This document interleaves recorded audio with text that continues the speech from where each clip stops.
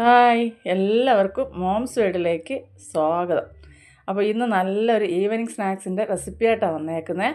അപ്പോൾ ഒരു പഴം ഉണ്ടെങ്കിൽ നമുക്കൊരു ഏത്തപ്പഴം ഉണ്ടെങ്കിൽ നല്ല ഒരു പാത്രം നിറച്ച് നമുക്ക് പലഹാരം, നല്ല അടിപൊളി പലഹാരം ഉണ്ടാക്കാം. അപ്പോൾ അതിനായിട്ട് ഞാനിവിടെ രണ്ട് ചെറിയ ഏത്തപ്പഴം എടുത്തിട്ടുണ്ട്. അപ്പോൾ ഇത് നല്ല മധുരമുള്ള പഴം കേട്ടോ. അപ്പോൾ ഈ പഴത്തിൻ്റെ തോലൊന്ന് മാറ്റിയതിന് ശേഷം നല്ല പഴുത്ത പഴം തന്നെയാണ്. അപ്പോൾ നമുക്കിതൊന്ന് കൈകൊണ്ട് ഉടച്ചു കൊടുക്കാം. വീഡിയോ കണ്ടുകൊണ്ടിരിക്കുമ്പോൾ നിങ്ങൾക്ക് ഇഷ്ടപ്പെടുകയാണെങ്കിൽ ഒന്ന് ലൈക്ക് ചെയ്തിട്ട് കാണുക. അതുപോലെ തന്നെ നിങ്ങളുടെ പ്രിയപ്പെട്ടവർക്കെല്ലാം ഒന്ന് ഷെയർ ചെയ്ത് കൊടുത്ത് എന്നെ സപ്പോർട്ട് ചെയ്യുക. ആദ്യമായിട്ട് കാണുന്നവർ എൻ്റെ ചാനലൊന്ന് സബ്സ്ക്രൈബ് ചെയ്യുക. അപ്പോൾ ഞാൻ ഇതുപോലെ കൈകൊണ്ട് നല്ലപോലെ ഈ പഴം എല്ലാം ഒന്ന് ഉടച്ചു കൊടുത്തിട്ടുണ്ട്. ഇനി ഇതിലേക്ക് ഒരു അല്പം പാല് നമുക്കൊന്ന് ചേർത്ത് കൊടുത്തൊന്ന് കുഴച്ചെടുക്കാം. നല്ല ഹെൽത്തി ആയിട്ടുള്ള ഒരു പലഹാരം തന്നെയാണ്. അപ്പോൾ എല്ലാവരും ഒന്ന് ഉണ്ടാക്കി കൊടുക്കുക. ഇതിലേക്ക് ഞാൻ ആദ്യം ഒരു 2 ടേബിൾ സ്പൂണ് അരിപ്പൊടി ഇടുന്നുണ്ട് കേട്ടോ. അതിന് ശേഷം ഞാനൊരല്പം കൂടെ ചേർക്കുന്നുണ്ട്. അപ്പോൾ അത് വീഡിയോയിൽ ഞാൻ എടുത്തിട്ടില്ല. പഴം എടുക്കുന്നത് ഒരു പഴത്തിന് 2 ടേബിൾ സ്പൂൺ ചേർക്കാം. അപ്പോൾ 2 പഴമാണെങ്കിൽ 4 ടേബിൾ സ്പൂൺ അരിപ്പൊടി, ഒരല്പം പഞ്ചസാര ഇട്ട് കൊടുത്തിട്ടുണ്ട്. മധുരം നല്ല മധുരമുണ്ട്, അതുകൊണ്ട് ഞാൻ ഒരല്പം ചേർത്തിട്ടുള്ളൂ. ഇനി നമുക്കിത് നല്ലപോലെ ഒന്ന് കൈകൊണ്ട് കുഴച്ചെടുക്കാം. ഒരുപാട് ലൂസായി പോകരുത്, എന്നാൽ ഒത്തിരി അങ്ങ് കട്ടിയായി പോകരുത്. ആ രീതിക്ക് വേണം കലക്കി നമുക്ക് കുഴച്ചെടുക്കാൻ. അപ്പോൾ ഞാൻ വീണ്ടും ഒരല്പം പാൽ കൂടെ ഞാൻ എടുത്തിട്ടുണ്ട്.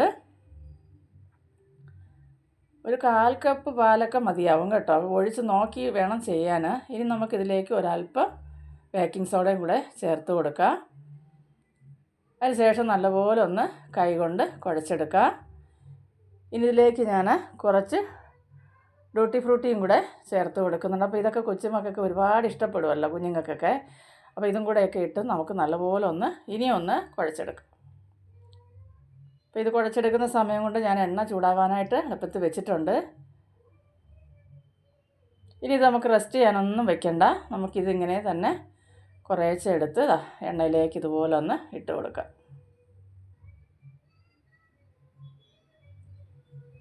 അപ്പോൾ ഇതുപോലെ ഇട്ട് കൊടുത്തതിന് ശേഷം നമുക്ക് തിരിച്ചും മറിച്ചും ഇട്ടൊന്ന് മൂപ്പിച്ചെടുക്കാം. അപ്പോൾ ഞാൻ ആദ്യം എടുത്തതിൻ്റെ വീഡിയോ ഇത് എൻ്റെ കയ്യിൽ നിന്ന് എങ്ങനെ മിസ്സായി പോയിട്ടുണ്ട് കേട്ടോ, തിരിച്ചിട്ടെടുത്തതിൻ്റെ വീഡിയോ. അതുകൊണ്ട് ഞാൻ ഒന്നുകൂടെ അത് നിങ്ങൾക്ക് ഇട്ട് കാണിക്കുന്നുണ്ട്.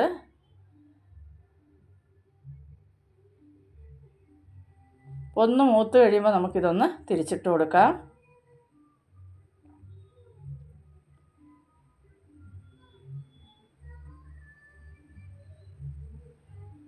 അപ്പോൾ തിരിച്ചിട്ടിട്ട് ഞാൻ എടുക്കുന്നതിൻ്റെ വീഡിയോ അങ്ങനെ മിസ്സായി പോയതാണ് കേട്ടോ, അതുകൊണ്ടാണ് ഒന്നുകൂടെ ഇട്ട് കാണിക്കുന്നത്. അപ്പോൾ ഇതുപോലെ മൂത്ത് വരുമ്പോൾ നമുക്കൊന്ന് തിരിച്ചിട്ട് കൊടുക്കാം.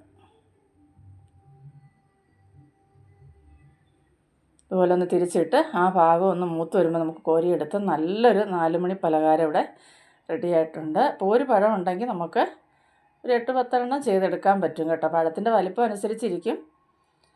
അപ്പോൾ നല്ല ഹെൽത്തിയാണ്, അതുപോലെ നല്ല ടേസ്റ്റുമാണ്. മക്കൾക്കെല്ലാം ഇഷ്ടപ്പെടുകയും ചെയ്യും. അപ്പോൾ ഈ വെക്കേഷൻ്റെ സമയത്ത് എല്ലാവരും ഇതുപോലെ കുട്ടികൾക്കൊക്കെ ഒന്ന് ഉണ്ടാക്കി കൊടുക്കുക. അപ്പം നിങ്ങൾക്ക് ഇഷ്ടപ്പെടുകയാണെങ്കിൽ അഭിപ്രായങ്ങളൊക്കെ കമൻറ്റായിട്ട് അറിയിക്കുക. നിങ്ങളുടെ അഭിപ്രായങ്ങളൊക്കെ കാണുമ്പോൾ എനിക്ക് വീണ്ടും വീഡിയോ ചെയ്യണം എന്നുള്ള ആഗ്രഹം വരുന്നത്. അപ്പോൾ നമ്മൾ ഇതുപോലെ 2 പഴം കൊണ്ട് ഇത്രയും പലഹാരം നമ്മൾ ഉണ്ടാക്കിയെടുത്തിട്ടുണ്ട്. നല്ല ടേസ്റ്റുമാണ്, മധുരമുണ്ട് ആവശ്യത്തിന്. അപ്പോൾ പഴത്തിന് മധുരം കുറവാണ്, കുട്ടികൾക്ക് ഇച്ചിരി കൂടെ മധുരം വേണമെന്നുള്ളത് ഇച്ചിരി കൂടെ പഞ്ചസാര ചേർക്കാം. ഞാൻ നല്ല മധുരം ഉള്ളതുകൊണ്ടാണ് കുറച്ച് പഞ്ചസാര ചേർത്ത് കേട്ടോ. കണ്ട അടിപൊളി ടേസ്റ്റാണ്. അപ്പോൾ എല്ലാവരും ഒന്ന് ഉണ്ടാക്കി നോക്കണേ. എളുപ്പത്തിൽ ഉണ്ടാക്കിയെടുക്കാം പറ്റിയ ഒരു 4 മണി പലഹാരം. അപ്പോൾ എല്ലാവർക്കും ഇഷ്ടപ്പെടുമെന്ന് കരുതുന്നു.